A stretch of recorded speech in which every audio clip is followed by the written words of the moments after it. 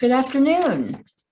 My name is Tara Feiner, and I am the Senior Director of Jewish Family Services of Greater Dayton, or JFS. And on behalf of Jewish Family Services of Greater Dayton, chaired by Joseph Sachs and our advisory board, welcome to Postpartum Depression Supporting Your Community. We are thrilled to have with us today Olivia Dixon. And before I introduce her, I do want to do a little bit of some housekeeping very fast because we know this is everybody's lunch hour, or at least some people's lunch hour. So we are going to ask everybody to remain muted during today's session unless you're asking a question, because we want everybody to have the best possible experience and not to have that background noise. However, it is up to you whether or not your camera is on and we see you. That's totally your choice. For a session such as this one, we recommend having your Zoom set for speaker view, where you have the speaker next to the PowerPoint, and that toggle is typically in the right corner under view, where you can toggle between speaker or gallery view. So that choice is yours, but speaker view is typically the best view. If you need technical assistance, I was going to say you can chat with either Aleka Smith or Jacqueline Archie, who are JFS staff. Jacqueline is our administrative assistant and Aleka Smith is our social worker. Shout out to them. A big thank you to them. We are a small and mighty staff and they're phenomenal. So thank you for making things happen. But our chat seems to be disabled and it doesn't seem to be something that we can re-enable after the session has started. And we were not aware that it was disabled before the session started. So I apologize. So if you need technical assistance, we'll help you out. We'll figure out a way you can raise your hand and we'll figure out a way to help you. But the way we will answer questions during the session is you can raise your hand. We're a very small and intimate group. So if you have a question during the session, there is a raise your hand feature in the reactions. And there is a raise your hand feature and you just raise your hand. And then you also have to take your hand down afterwards. There is a lower hand after you have raised your hand. You need to lower your hand. So if I've seen that you've asked your question, I might help you lower your hand afterwards. So that's how we will handle that. And finally, you will notice when you came on that this is being recorded. We do ask that you please not ask questions about specific people, like my niece, ... my neighbor, ... because this is being recorded. Please keep questions general so that nobody is called out in a recorded session. And I think we all have a lot to learn in today's session, whether or not you're a new parent, a grandparent, an aunt, an uncle, a neighbor, a cousin, a community member. I think there's a lot to learn. So with that, it is my pleasure and a privilege to introduce to you Olivia Dixon, certified nurse midwife. Olivia has been a midwife for 5 years, and she currently works for Five Rivers Health Center in Dayton. She is co-chair of the Infant Mortality Prevention Branch of the Everyone Reach One Dayton and Montgomery County Infant and Maternal Vitality Task Force. I will tell you that we are very lucky to have her with us today. This past July, our training collaborative, JFS, is part of our training collaborative with Catholic Social Services, Family Services, Graceworks Brethren, and JFS for social workers and counselors. And she did a 3-hour session this past summer for social workers and counselors. And it was incredible. And I thought we needed to do a community session. And here we are. And we are thrilled to have her. And with that, I turn over the Zoom to Olivia. Wonderful. Thanks so much, Tara. So good afternoon. As she said, I'm Olivia. I'm one of the midwives with Five Rivers Health Center. I am really excited to talk about this. As Tara mentioned, we did this session a couple months ago with professionals in the area, and we got a lot of feedback that even in that setting, it was like a really unknown topic. And so I think that it's going to be a great thing to continue to pass that information out to the community and hopefully get some more information out. And so I really would like this to be interactive, and today it seems like that's going to be through talking out loud. And so just know that you're, never feel like you have to share anything, just stick with your comfort level, but we do want this to be a safe space. And so say whatever you need to. So just a quick note on my presentation. I do most commonly use the term mom or woman, but that's simply based on a majority. And so I don't want to forget some of the people experiencing postpartum depression that might identify as male or dad. And so they are a really important part of our community as well. So we just don't want to forget them. So we're going to be talking about postpartum depression today, but it really covers a lot more than that. We call this a spectrum of mental health disorders called perinatal mood disorders, just meaning surrounding birth. And so that includes anxiety, postpartum blues, postpartum depression, and postpartum psychosis. And that could be from pre-existing conditions that could develop during pregnancy, after birth, or up to 1 year after childbirth. And then even after that, things can still develop. We just can no longer identify them as postpartum or perinatal, even though it could be related to all of the things that happened during that time. Then we just call that depression or anxiety that can happen to anybody. And so this is really important to help everybody in any setting, but we're going to try and tailor it to surrounding birth today. So why are we talking about this? Untreated depression really negatively affects the current and future well-being of everybody, mom, baby, partners, the other children, and the community as a whole. Do you guys have any feelings on why all of those different relationships are affected? And you can pick one or multiple if you want to shout out why you think not treating depression could affect those relationships or health. And feel free to unmute yourselves. I remember when my daughter was born, I felt so guilty for being angry that my life had changed. I would say it's not guilty for her, but you're no longer your own person. You can't just come and go as you please at all, ever. And I felt like I didn't love her. And in hindsight, 2 years later, I'm like, I didn't love her, but I did love her, but I didn't. And then Zoloft made me a better person. It made me a better mom. Mm-hmm. And trying to still be grateful for Zoloft 2 years later. Yeah. So that depression really affected, it sounds like your well-being at that moment, as well as your relationship with your child at that time. And then you can, additionally, that will often then reflect onto the person, the partner in that relationship, now speaking more generally, coming away from you yourself, that, sometimes they feel like, well, have I done something wrong? How do I help? What, and that can create a rift in the relationship.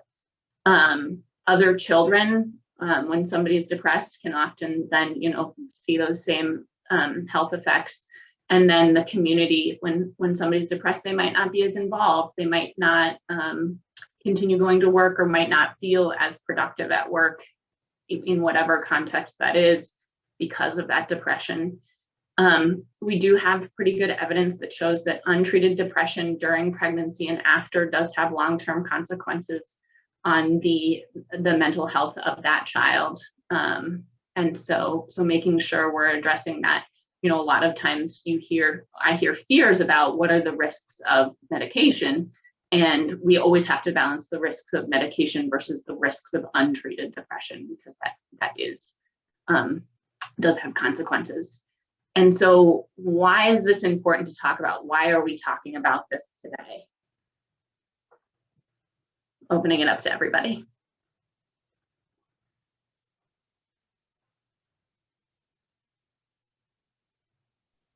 I think there's been a significant stigma around talking about this. Yeah, absolutely. That's the first thing on my list, is to decrease stigma. Absolutely.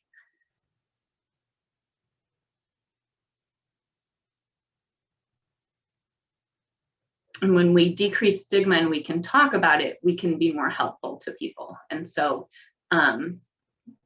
really just trying to support the people that we have, friends, family, and the community, is why we really want to spread this information and be able to help everybody out. So I'm going to talk briefly about postpartum blues, and I talk about this most because it affects about 80% of people after they give birth. So this is something that if you know somebody who's had a baby, chances are they experience some postpartum blues. This usually starts early and resolves within 2 weeks. Generally, it doesn't have to be 2 weeks to the day. Common symptoms are being tearful, irritable, mood swings, fatigue, appetite changes, but most of the time feeling good. But these are the kind of, I'm going to say stereotypical, like burst into tears for no reason, crying over a commercial, those sorts of things where it doesn't really make sense what's going on, but those kind of extra hormones are going through the body. And why does this happen? So hormone changes, a lot has changed in the body after giving birth. There's a really sharp drop in a lot of the hormone levels. And so if you think about this on a smaller scale, the smaller scale is PMS, right? Think about how that affects a lot of women in their mood. And this is like 100 or 1,000 times greater drop in the hormone levels.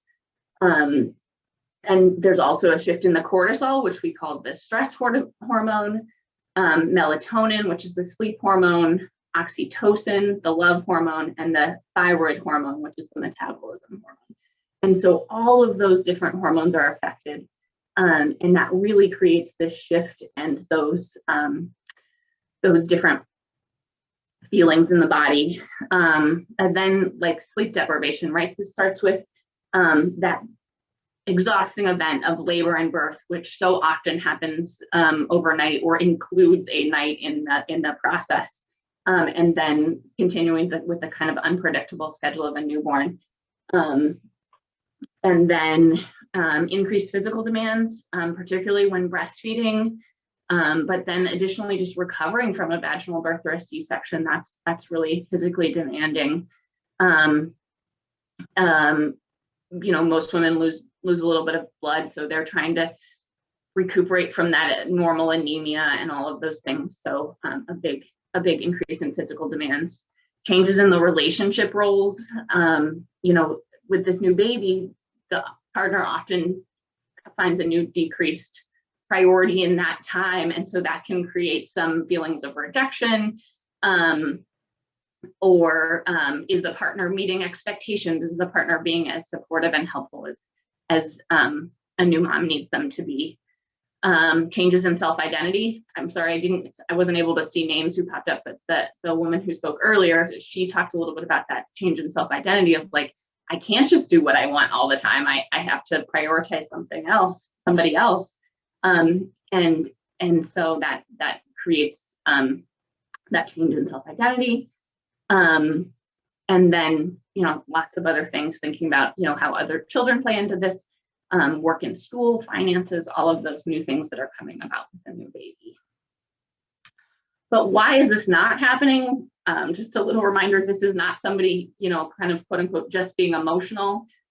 This is not somebody's failure. This is not that anybody's done anything wrong. This is kind of a normal response to all of those changes we just talked about. So what do we need to do about the blues? What can we, as not the woman experiencing it, do? Support in any way that we can, supporting mom. And for the majority of moms, this resolves pretty quickly. Like I said, usually about 2 weeks. But occasionally this can progress and turn into postpartum depression. And so it's important that we're not just blowing this off and ignoring those symptoms as just the blues. That we're providing that support to mom in that really crucial time when all of those changes are happening. I'm going to kind of switch to the other spectrum before we get to postpartum depression and talk a little bit about postpartum psychosis.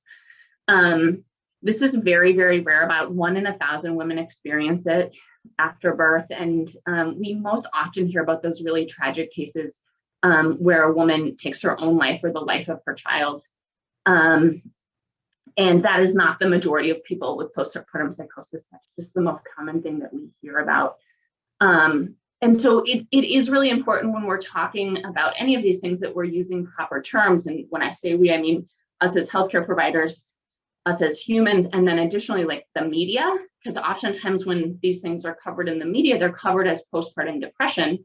And then that creates that additional stigma for women to reach out for help with postpartum depression, because they've been kind of associated with these horrific things that are not postpartum depression, they're postpartum psychosis, and not what the majority of women will experience. And then they might be afraid to kind of voice their feelings of like, I don't want somebody to think that I would do that, and so I don't want to talk about it, or anything like that. So really making a distinction when we are talking about it of like of what that severity of the disease is. So it kind of, as you can see here, this is most often happens with women who have a really significant mental health history, specifically bipolar disease or prior mental health concerns. And this isn't something that I just, as a standard women's healthcare provider, can manage. This really has to be managed by a mental health professional. It often requires somebody is admitted to the hospital or has really thorough outpatient follow-up for their mental health, because as you can see, they have some pretty severe symptoms, hallucinations, delusions, confusion, and bizarre behavior, and that usually can sometimes extend into hearing voices, hearing somebody tell them to do something to themselves or the baby, or that somebody is wanting to harm them or the baby. And so postpartum psychosis. So now kind of back to the middle of postpartum depression. This is a chemical imbalance in the brain leading to depression. Again, it's not something that anybody has done wrong. They've not failed at preventing it. They haven't done anything to cause this. It usually starts after the 2-week mark, but can start earlier or kind of progress from those postpartum blues, and can happen all the way up to the 1 year postpartum after the baby's born. And it happens to about 1 in 10 women on average. And that can kind of start from depression that occurs before the pregnancy, during the pregnancy, or after. And as you can see here, about 95% of women develop that in the first 4 months. I won't read off all the symptoms here. You can read those. But just remember that like depression looks very different for everybody. And so whether this is something you're experiencing yourself, you don't have to meet these criteria to be called depressed, right? Or if you're looking at somebody who you're worried about depression, it might not be these specific symptoms. They could present as totally, kind of quote unquote normal, but be having all sorts of thoughts going on in their head. So just make sure you're remembering that depression can be very different for everybody. So who should we be watching out for in the community who is at risk for developing depression? Specifically, anybody with a mental health disorder in the past. That could be anxiety, depression, PTSD, anything like that.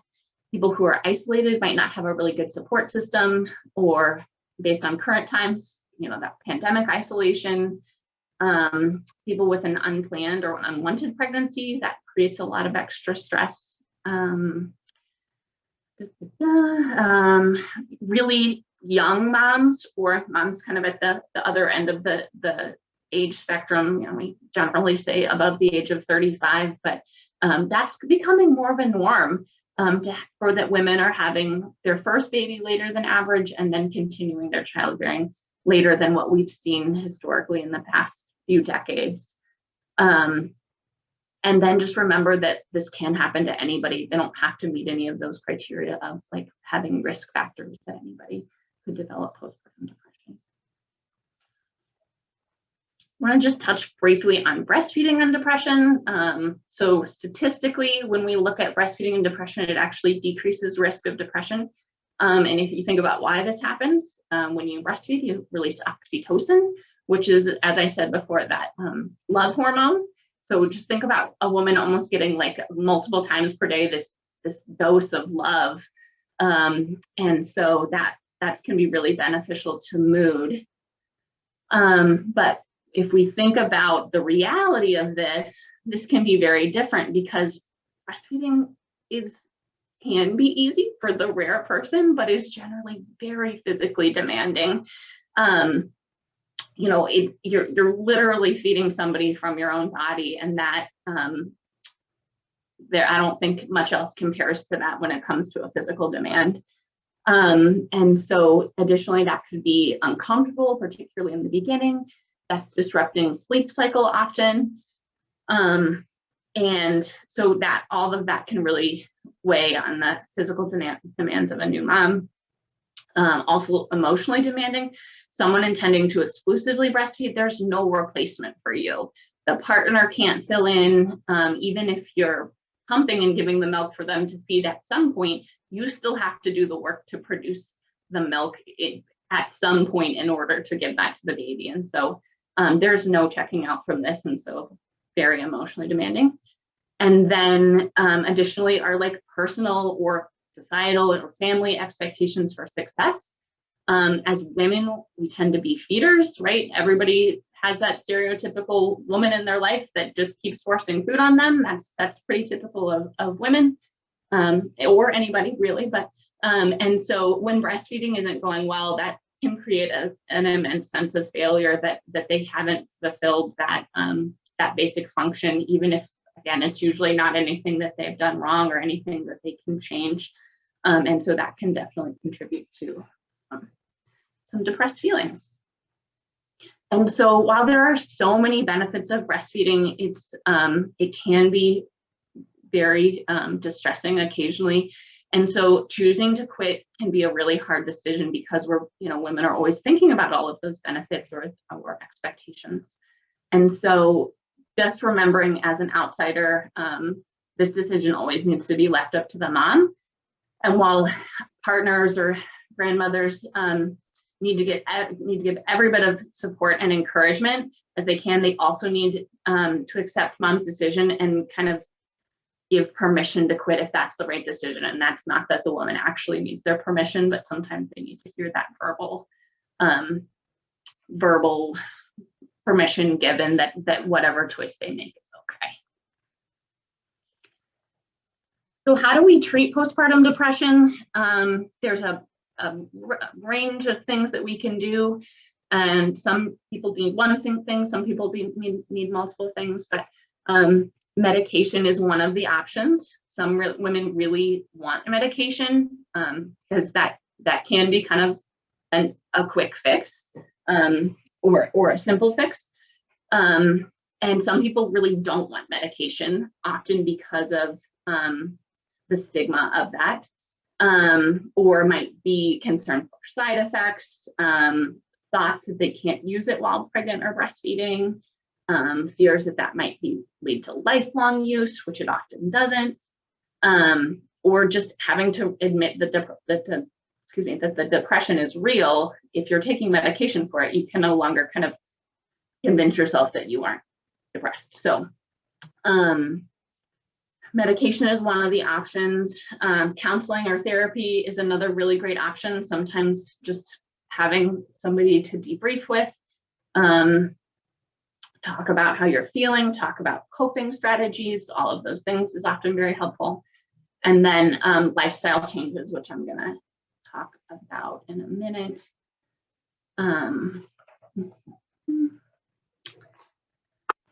So how do we decrease the risk of postpartum depression? We're going to talk about strategies for that. And these are also lifestyle strategies that I mentioned that can help manage depression if it comes about. And so, sorry, I just lost my train of thought. This can be things that are helpful during pregnancy, after birth, or just like good lifestyle strategies in general to decrease risk of depression. And again, I just want to say that when somebody gets depression, it's not because they've failed. And so while we can do risk reduction strategies, sometimes that, the depression and the hormone imbalance just overpowers that. So never want anybody to feel like they failed if they develop depression. So first of all, sleep. This is one of the harder ones to control because of the things we kind of already talked about, you know, particularly with having a newborn, that sleep schedule can be pretty unpredictable, but taking advantage of the baby's sleep schedule to get the rest, the best rest that you can. So, you know, in the beginning, people often say like sleep when the baby sleeps. That's not realistic for more than a few days usually. And so just taking advantage of the baby's sleep cycle. So for example, like if the baby usually goes to bed at 11 p.m. or excuse me, 8 p.m. and wakes up at 11, don't wait until 9:30 or 10 to go to bed. You want to kind of make your sleep schedule adjust best to the baby's sleep schedule. And remember, we talked about that melatonin shift that affects the ability to sleep. And so lots of factors going into that. But trying to have a good bedtime routine, kind of doing the same thing each night before going to bed, whether that's taking a bath, a shower, reading a book, doing things to kind of unwind the brain. Usually that needs to not involve any sort of screens because the screens send the blue light to the brain, which tell you to stay awake. So usually trying to avoid screens for 30 to 40 minutes before you go to bed. And then nutrition, making sure you're eating good foods, generally like whole foods with ingredients. The processed foods tend to have fewer nutrients, and it's all those good nutrients that go to your brain and help it function properly. And so this is where, as we as a community can do, you know, food trains and help other people get good food that they need. And then always remembering to stay hydrated. Getting lots of water is really important. Exercise. Exercising sends endorphins to the brain, which tell you to be happy. Also, particularly after you've had a baby, oftentimes a lot of feelings come about baby weight. And so this will just help kind of counteract that feeling when you feel like you're doing something productive. And exercising can usually start pretty quickly after the baby's born, particularly with a vaginal birth. And that can just be walking, right? That doesn't have to be going back to the gym right away, but just getting some fresh air, going outside wherever there's a safe space to walk, and just trying to get the body moving again is going to help feel physically and emotionally better. Getting some self-care time. One of the hardest things for new moms is that somebody else is now our priority and we tend to forget ourselves. And so remembering we're still an individual, we're still important, and ultimately we cannot take care of our child if we don't put in some effort with ourselves. And so remembering we're not just a mom, we're not just a partner, we are also an individual that has needs, and finding ways to remind yourself of that.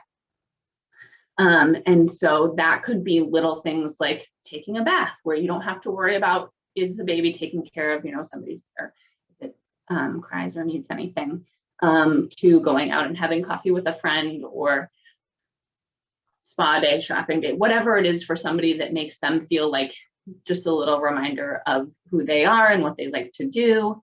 And that's gonna, you know, particularly in the newborn period, that's gonna, how often you do that is gonna depend on how big of an activity that is.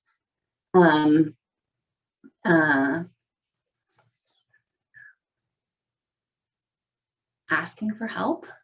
We unfortunately live in a society where women are expected to be super mom. So they're often, we're expected to work and be a mom and be a partner and be the housekeeper and be the cook. And this list just goes on and on of all of our responsibilities. And hopefully most people have a good supportive partner that helps them with all those tasks. But overall, it can be very overwhelming. And so reminding moms that they can ask for help. They don't need to do it all, and asking for help is not a failure. I had somebody told me once that they posted a list on the door of chores that needed to be done in the house. And if somebody came over and wanted to see the baby, they had to check off one of those things on the list first. That could be putting the groceries away or folding socks in the laundry basket or preferably not cleaning the toilets, depending on who it is. But, you know, doing little things to be helpful around the house when they are getting that pleasure of coming and meeting the baby and enjoying that time, then they get to help you out. And then utilizing other kids in the house, right? What are age appropriate tasks that they can maybe take on at this point? And then setting clear expectations for partners. What can they do and do to help out? And so just ask for the help. Having good communication strategies, avoiding that sense of isolation, which we talked about with people at risk for depression. So talking to a trusted friend or family member about how they're feeling, about how the woman is feeling, talking to a healthcare provider when they feel comfortable in that relationship. I always like to say to people, you can come in here and you can have a lot of feelings and I wouldn't know. I usually, if you're laying on the floor crying, I know generally how you're feeling, but there can be a lot going on when you're sitting and looking at me and smiling behind that smile. A lot can go on, and so just communicating about what you're feeling, and so don't get into an isolation pattern. So what can we do? You know, I talked about a lot of those things kind of directed towards the women themselves, but we as the people around them, if it's not us, can remind them and encourage them in those activities, and try and help facilitate those good behaviors that can help decrease the risk of depression or help treat depression. And sometimes that takes a lot of community or family support to be able to achieve those things. I think about it like filling a cup, right? If your cup is empty, if you're not doing any of those things, you're going to feel a lot worse than if you can do a few.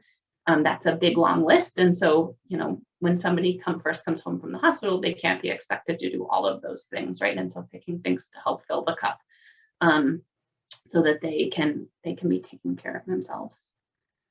I'm going to open this up to you guys in just a second, but just real fast about what we can do. We can make sure we're using those correct terms when we're talking about depression. I hear oftentimes people refer to postpartum depression as just postpartum. And it's really important that we are addressing this with the full name of postpartum depression. Calling it postpartum just kind of veils over the depression part of it, making people feel potentially ashamed or that stigma or diminishing the severity of it. And so make sure you're using those full terms. And then it will feel strange at first, but being very direct when you're asking somebody about how they're feeling. If you say, how are you feeling? It's very easy for somebody to say, oh, I'm fine, or I'm tired, but I'm okay. Whereas if you are worried about somebody, you know, very specifically asking, are you having any concerns for depression? Use that word in there. And sometimes if you use that with somebody you know less, it's actually easier for them to open up, or, you know, that's relationship to relationship, of course, but just trying to be very, very direct and giving them the opportunity to say yes or no, is going to be helpful, or might just plant a seed of like, oh, could this be depression? Could this be something I'm experiencing? And then facilitate them asking for help if they need it, even if it's not in that moment.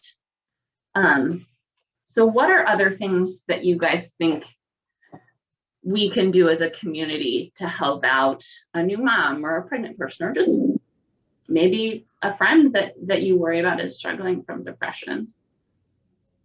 Maybe not as a community, but for the person, Mm-hmm. few things. One, if you can afford it, a postpartum doula would be an awesome resource. Yes. I wish we could have afforded one, and not having family around, it probably would have helped a lot.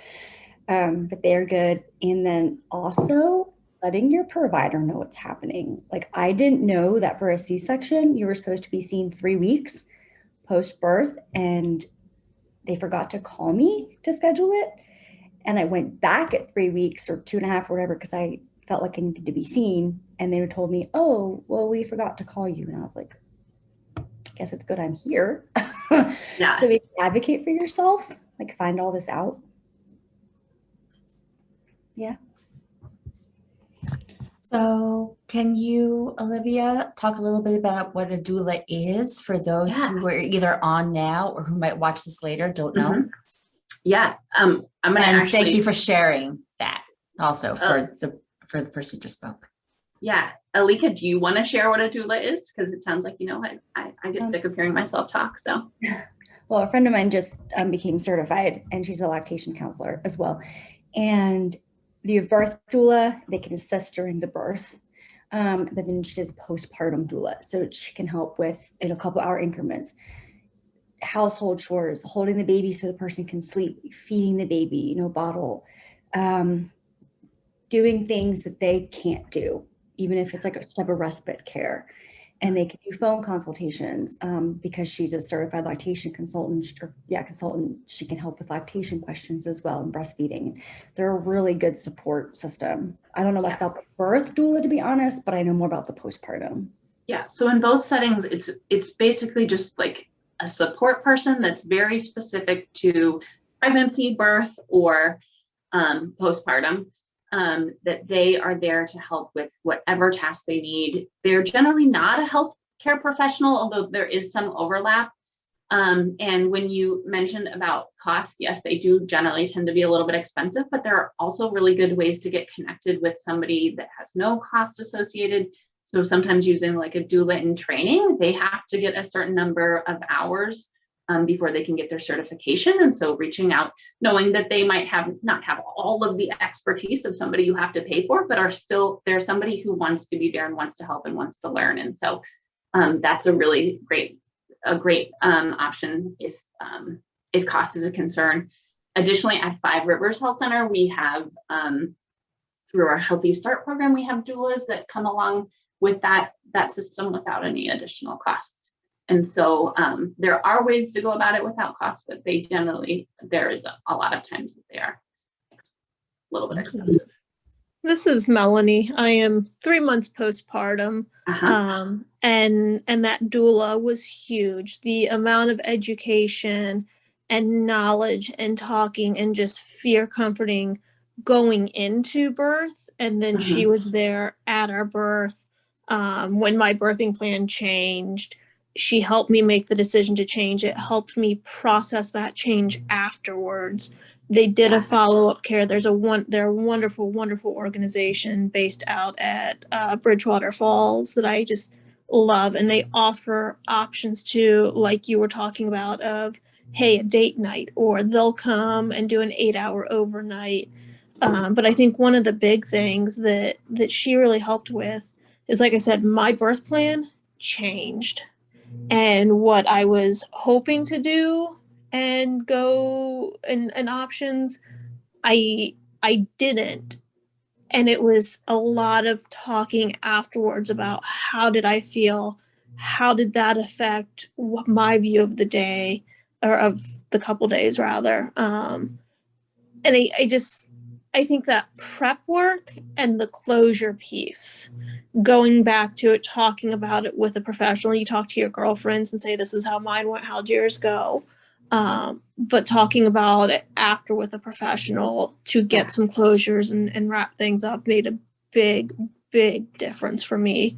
And then the other thing, like you talked about, is community resources. I had issues with breastfeeding, and there's a wonderful lactation clinic right by the Kettering Hospital on 725, right by, I think it's Southview. And they were just wonderful, working with me and baby and helping me to understand that it wasn't necessarily me. We had to fix his latch. We had to fix the position he was in, and kind of working through some of that too. So understanding that it's a community effort, whether it was my husband and I or baby and I, to work through that. Yeah. And just going on with that breastfeeding, breastfeeding is something that you are learning and the baby is learning also, right? Just like you said, it was a lot about his latch. And so even people who've breastfed babies in the past, each baby is a new experience and can be, have its own unique challenges. And so getting the support you need, absolutely. Yeah. And and asking for that help if breastfeeding is the issue, or whatever help you need. And then just going back to your previous comment about, your birth plan changed. Birth trauma is real. When things don't go as expected, that can definitely contribute to depression postpartum. If the baby is having difficulty, needs to be admitted for longer, needs to go to the NICU, all of those things can contribute to postpartum depression. In addition to like having a loss, right? A miscarriage, even when that's early, has hormones associated with it and is still a loss in that family to that person. And so thinking about that for if you have friends or family members who have a miscarriage, trying to provide that same support to them if that happens. I really like, and this is Tara speaking, and I don't want to talk a lot, and I'm keeping an eye on the participant box so that if somebody unmutes, I will stop talking or raises a hand, that asking for help is really hard. And I'm thrilled that people are sharing their own stories because it's very difficult to ask for help and know where to go for help. And so Jewish Family Services, if someone doesn't know where to go, will help research that piece too. But just asking for help once you're home. And sometimes also community members want to help and don't know how to help. How do we help my friend who is struggling? And we want to do something for them and we don't know where to start and how to start this help.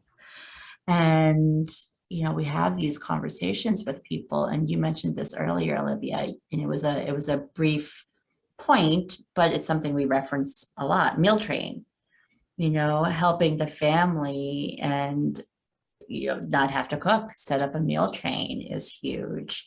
Work with the family, find out what they like and don't like and get that going. Is huge. If they have kids, maybe offer it if you're in a position where you can take the kids for the afternoon or an overnight, offer to take the kids and give the family a break. If you create busy boxes for the older children, if they're older kids, the key, we call them busy boxes, that something that the other children can do on their own without parent oversight that has their interest in mind, age appropriate puzzles, games, books, something that they can just go off and do themselves.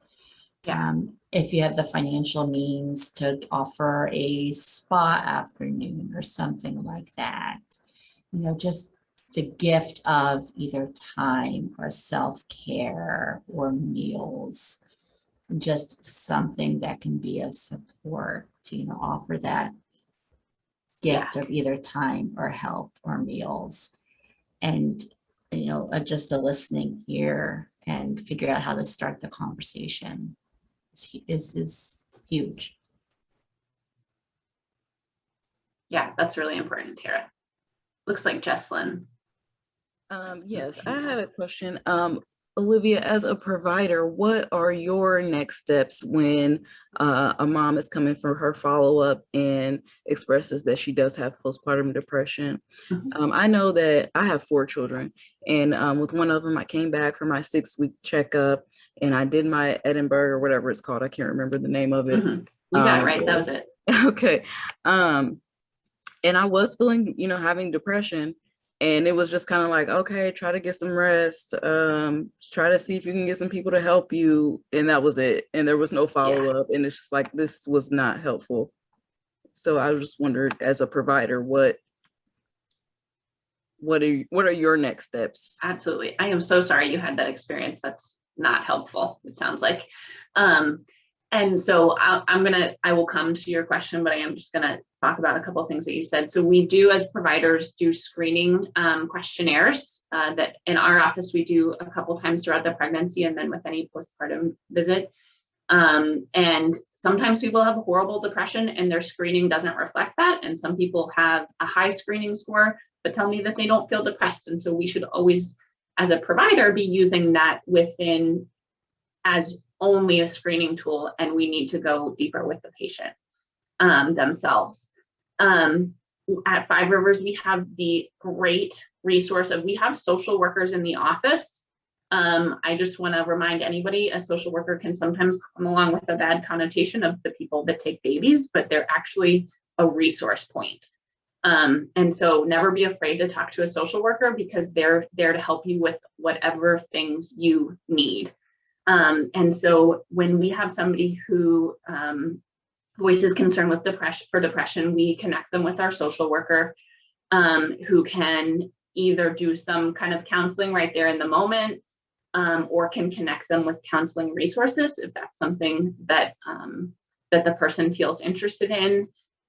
I usually talk about those lifestyle changes that I listed there, about, and kind of assess where is somebody having trouble, what realistic things can we do to improve those.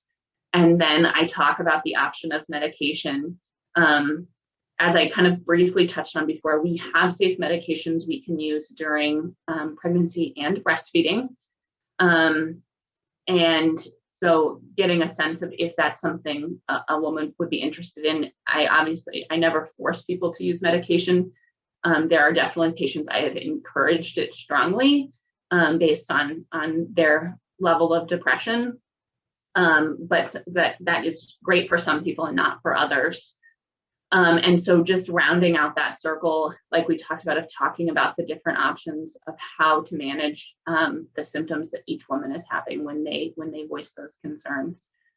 We usually do a closer follow-up. We usually schedule them back sooner if that's something that concerns, so we can do a short-term follow-up on how those symptoms are doing, and if we need to adjust that plan of whatever we came up with in the first discussion about that. A little bit more about medication, just quickly.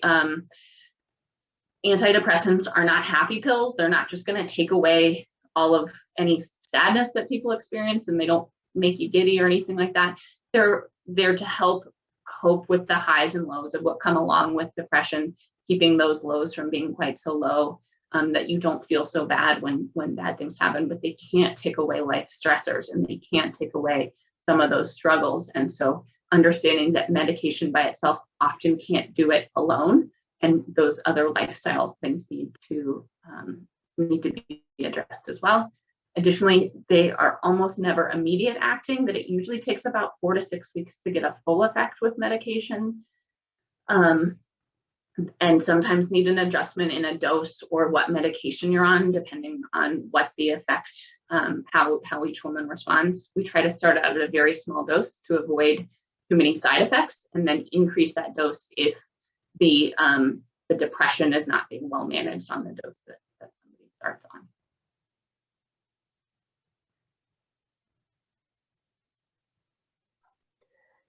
Does that answer your question, Jesslyn? Yes, thank you.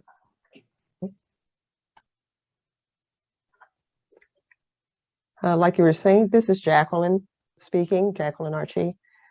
Like you were saying, Olivia Dixon, the community support or family support is very important.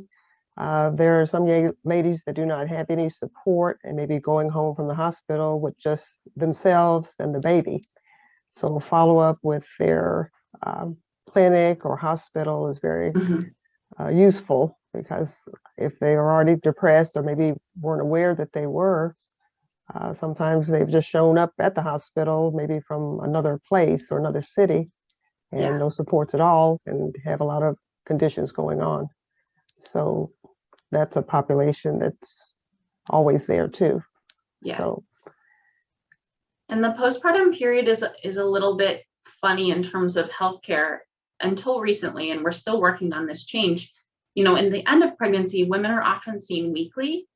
And then for a while we were saying, okay, we'll see you in 6 weeks. And that's such a vulnerable time, where we just all of a sudden go from weekly visits to nothing. And so if this is the policy at your office, the office where you're being seen, ask to come in earlier, ask to make another appointment. It should be covered by insurance if that's a concern. But just ask for what you need. And if you're worried about depression or you start to feel those symptoms coming on, it is better to reach out before it gets too bad and get that addressed than to wait until you kind of hit that rock bottom point. It's a lot harder to pull yourself out of that than it is to use some of those prevention strategies or management strategies before it's too bad. Melanie, I see you've got your hand up. I was going to ask if you have any advice for someone who you're pretty confident went through the postpartum, their kids are a year old, they never addressed the postpartum, but you can tell that they're still suffering and not really acknowledging that that was the cause. Mm-hmm. I just want to clarify, is your question of what you could do for that person or what I as a provider could do for that person? What I could do for them or kind of resources to point them to? So again, trying to be direct in your questioning and say, or your statements and say, I'm concerned you have depression. Or do you think you have depression? And even if they say no, maybe verbalizing the symptoms that you're seeing that might be consistent with that. So, for example, you say, Olivia, I think you might be depressed, or are you worried about depression? And I say, oh, no.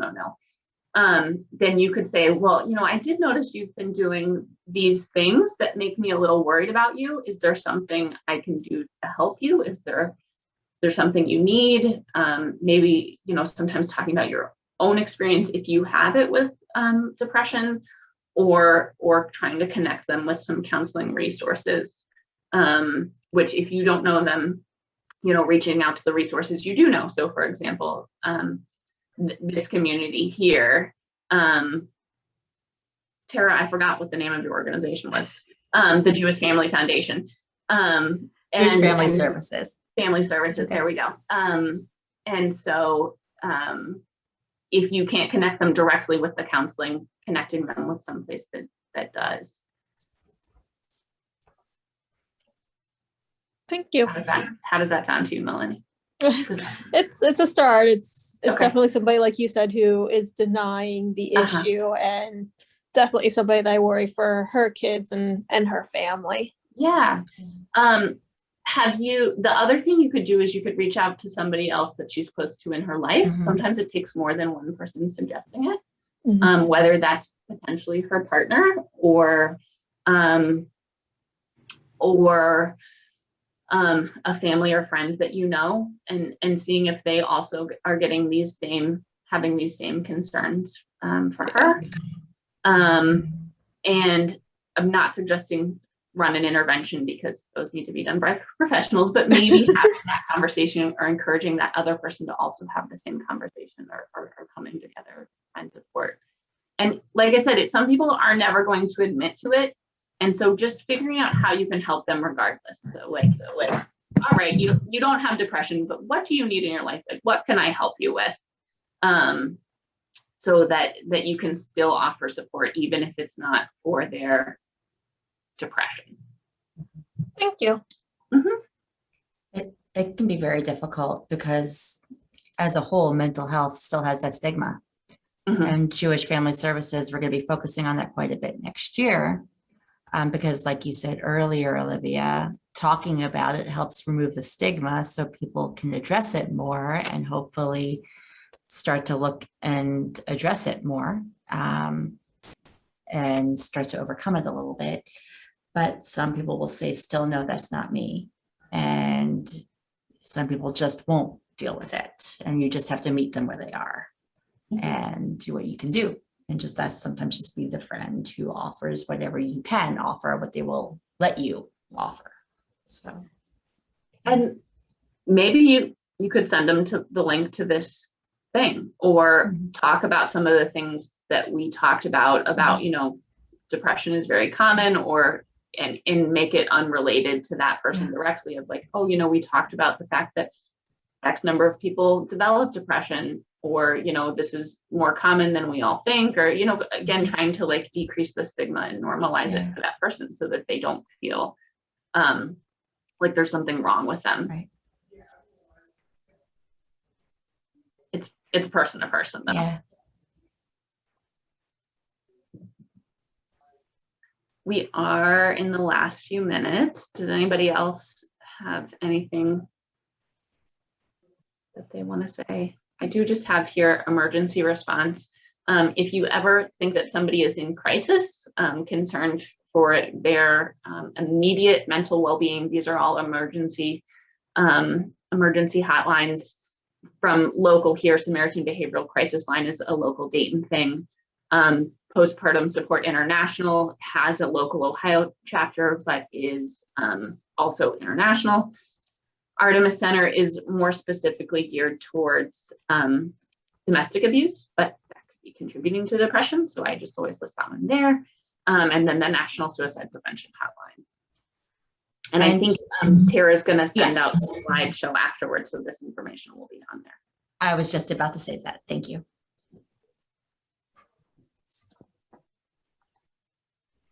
All right. And if there aren't, I don't want to jump the gun. Are there any other questions? So if not, if we could have a round of applause, that could be jazz hands, that could be the reaction button with the clapping, that could be, you know, actual clapping, whatever your mode is. I like jazz hands personally. We could have a big round of applause for our presenter today, for Olivia. It was a great session, a lot to learn, a great conversation, and also a thank you today also to our participants, because you enriched the conversation and really brought your experiences to the conversation and to make this a richer presentation. And for that, I'm grateful that you shared with us today. So a big thank you to Olivia. Thank you to our participants. And, you know, thank you for being here. And we hope you join us for future sessions. We have a great lineup that we're trying to put together for next year on different mental health issues across the board. And, you know, keep an eye out. We have our information on our website, on Facebook. You can always email us if you haven't seen anything. And we have a couple things coming up. We have a December 24th mitzvah mission to benefit St. Vincent de Paul. It's a drive-through, not in person, with frozen macaroni and cheese casseroles and hats, scarves. Scarves go around the neck, mittens going, gloves go on the hands. Hats for St. Vincent de Paul. And we have our mitzvah, knitting anything, hats, scarves, lap blankets, wherever you want to go, in our Hanukkah bags for our senior holiday outreach for Hanukkah that's for November 19th. And if you want information, just reach out to us and we will send this PowerPoint from today's session to anyone who registered for the event, as well as those who attended today, and we'll also share the recording. So a big thank you, Olivia. It was great to have you with us again. Thank you for a great session, and thank you everybody who participated. Thank you. Everybody be well and have a great